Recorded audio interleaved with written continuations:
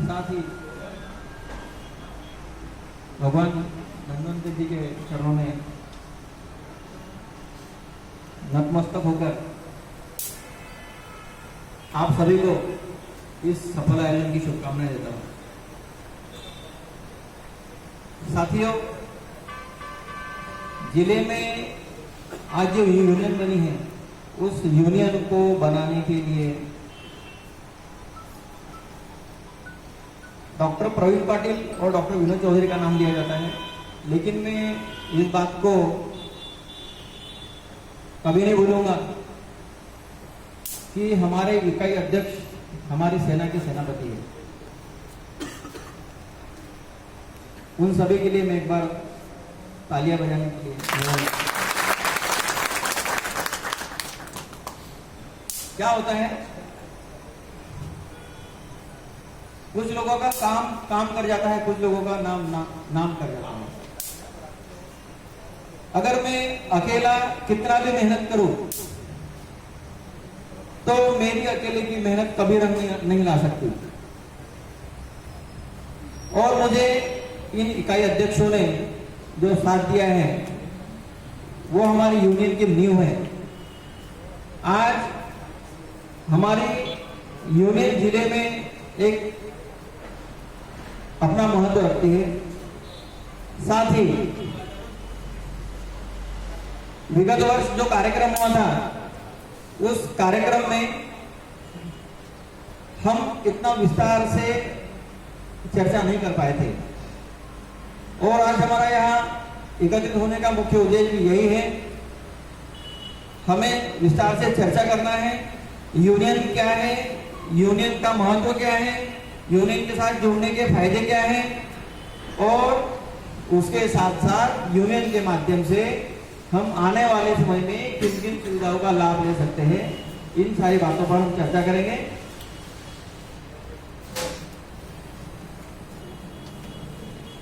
आज हम सभी जानते हैं कि हम सभी ग्रामीण क्षेत्र से आते हैं।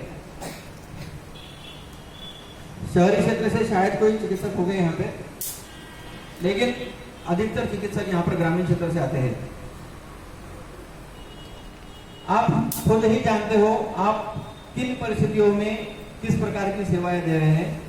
ऐसी सेवाएं किसी भी शहरी क्षेत्र के बड़े चिकित्सक से ग्रामीण क्षेत्र के लोगों को नहीं मिल सकती। तो कहीं न कहीं हम ये महसूस करते हैं कि यार देखो, हम कहीं न कहीं हमें अनदेखा किया जा रहा है, हम इन सेवाओं से वंचित हैं।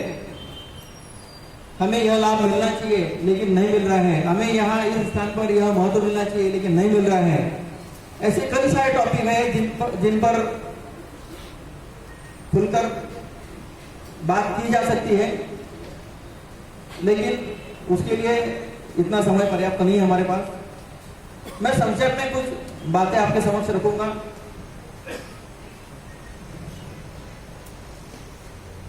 आज अगर हम देखें तो ग्रामीण क्षेत्र का जो चिकित्सक होता है वो किस स्थिति में प्रैक्टिस करता है। आज वो कहीं ना कहीं किसी आर्थिक स्थिति से आर्थिक सहायता न मिल पाने की स्थिति में भी वह व्यक्ति अपने व्यवसाय को बनाए हुए है। साथ ही यह जो आर्थिक समस्याएं हैं वो शुरुआत से झेलता रहा है। बहुत से चिकित्सक ऐसे हैं जो बहुत ही निर्धन परिवार से हैं, मेहनत मजदूरी करके पढ़ाई की, आगे बढ़े और आज एक नई ऊंचाई पर आकर रुके हुए हैं। तो मैं सबसे पहले बात करूंगा इंश्योरेंस की, कि हम यूनियन के माध्यम से मेरे इंदौर के जो वरिष्ठ प्रबंधक महोदय है उनसे चर्चा चल रही है कि हमें ग्रुप इंश्योरेंस कराना है, और उस ग्रुप इंश्योरेंस में एक लाभ हमें ये मिलने वाला है कि 20 वर्ष से 59 वर्ष की आयु तक के चिकित्सक को हम 10 लाख का इंश्योरेंस देंगे, बहुत ही मिनिमम अमाउंट में।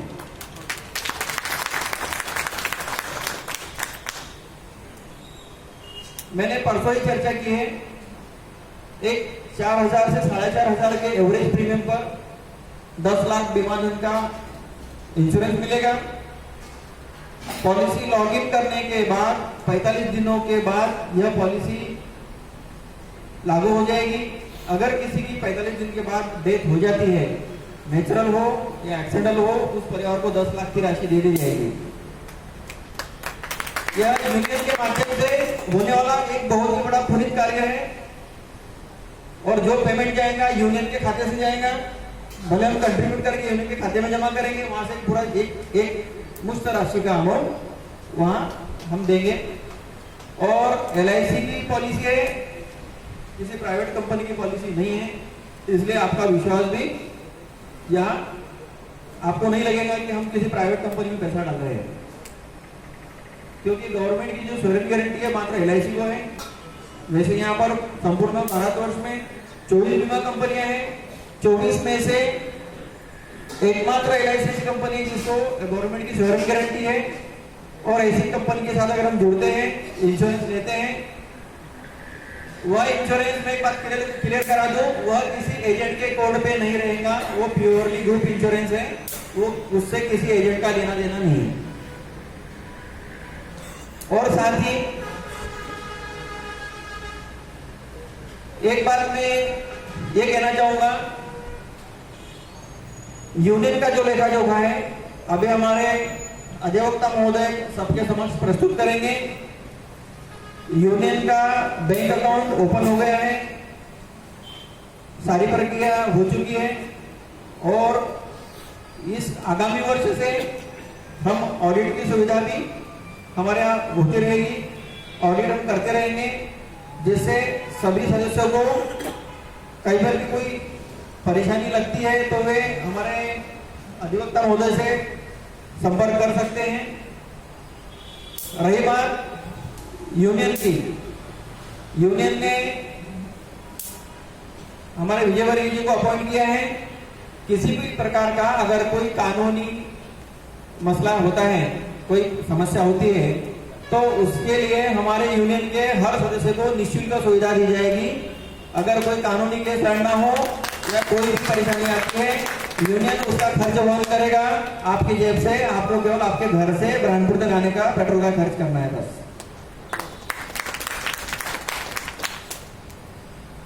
और भी यूनियन की तरफ से कुछ ऐसी योजनाओं पर विचार किया जा रहा है कि जिसके माध्यम से हम हमारी प्रैक्टिस बंद होने के बाद भी आजीवन इनकम करते रहेंगे।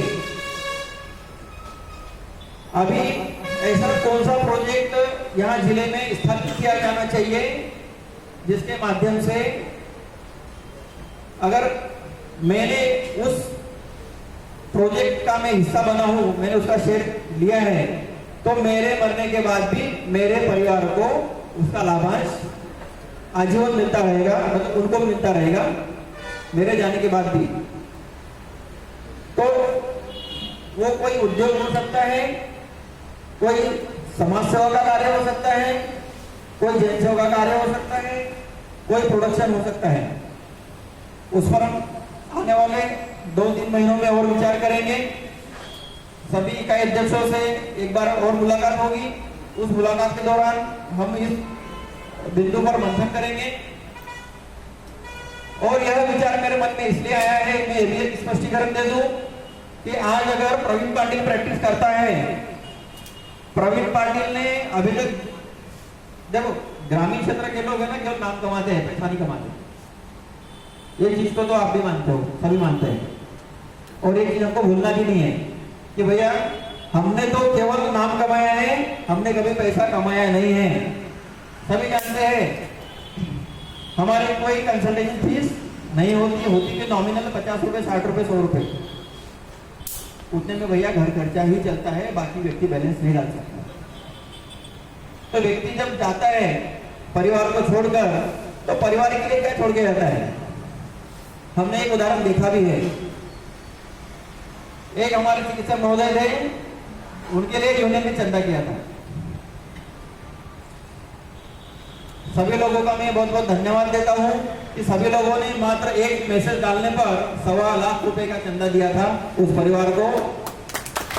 और ऐसे ही तन मन धन से हम यूनियन के प्रति समर्पित रहे तो मुझे लगता है आने वाले भविष्य में हम और दृढ़ता से एकजुट होंगे और एक दूसरे के सुख दुख के भागीदार बनेंगे। और यूनियन को केवल यूनियन का नाम नहीं देना है, हम एक पूरा परिवार है, हमको एक परिवार के रूप में ही रहना है। कोई कितना भी काना फूसी करे, कोई कितना भी कुछ बोले, नहीं भैया, हमारा यूनियन सबसे ऊपर है, बाकी सब बाद में। रही बात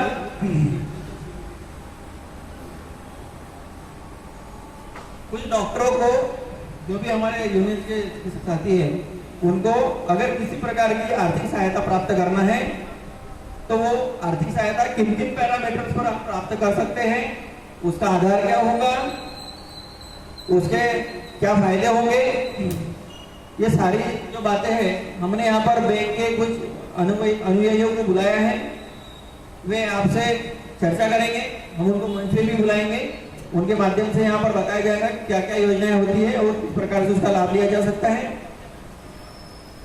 बाकी अंत में हम एक क्वेश्चन और रखेंगे, जिस इकाई अध्यक्ष के मार्फत कोई समस्या अगर आई है तो वो यहाँ अपने विचार मंच पर रख सकते हैं, या कोई भी चिकित्सक साथी।